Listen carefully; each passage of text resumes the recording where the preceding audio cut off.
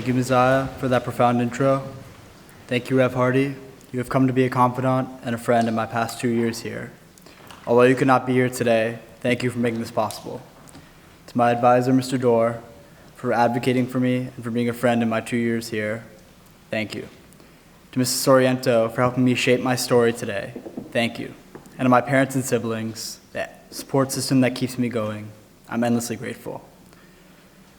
In an essay I wrote for Comparative Religion, I explored the idea that while personal transformation is possible, real change often happens when something external forces us to question our reality, whether that's a higher power or the community we immerse ourselves in. In other words, we are who we surround ourselves with. To explore this, I consider the transformation that I have undergone as a result of the different communities I have surrounded myself with over the years. My story starts at Rumsey.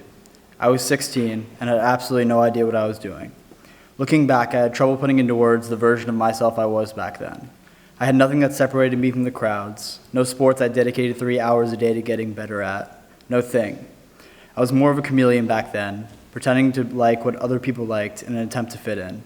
This left me with little sense of identity. I felt like everyone and no one all at once.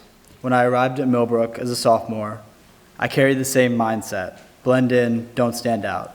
It took me a while to realize that that wasn't going to fly at a place that capitalized on individuality.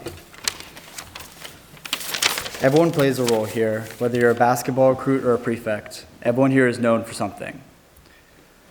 For a long time, I thought my worth came from making others happy. I put their needs before mine, not because I was selfless, but because I feared that if I stopped, I'd be left behind. So I formed relationships where I gave and gave, often feeling overlooked in return. Sophomore year became a cycle of second-guessing, insecurity, and trying to find my place. I bounced around from group to group, hoping to fit in, but now I realize that I was a puzzle piece with no real shape or fit. That's how I felt at the time, shapeless with no real form. I was checking all the boxes people expected of me, being the person they wanted me to be.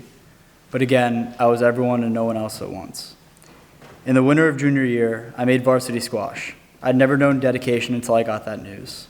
I didn't care that I was 9th on the team. I went to practice 30 minutes early, every day. I had found something that I loved unconditionally. It wasn't just about the sport. It was about proving to myself that I could commit to something for no one else but me. That season, something unexpected happened. I made the cut for nationals. Our team trip to Philly wasn't just about competing. It was the first time I truly connected with my teammates. I let my guard down. I laughed. I felt at ease.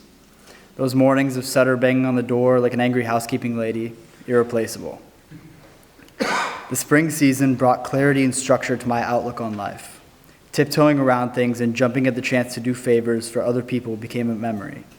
The end of junior year was the start of a lot of things for me. Figuring out what and who I like has been something with which I've struggled for the past 4 or so years. In retrospect, I was trying to be something I wasn't for a long time. It felt like wearing a mask every day that no one knew I had on, except me. Being at Millbrook has taught me to embrace who I really am, to create my own boxes, and to do things I've wanted to do on my terms. So if I were to leave you with one message today, it'd be this: no one is going to advocate for you until you advocate for yourself. Thank you.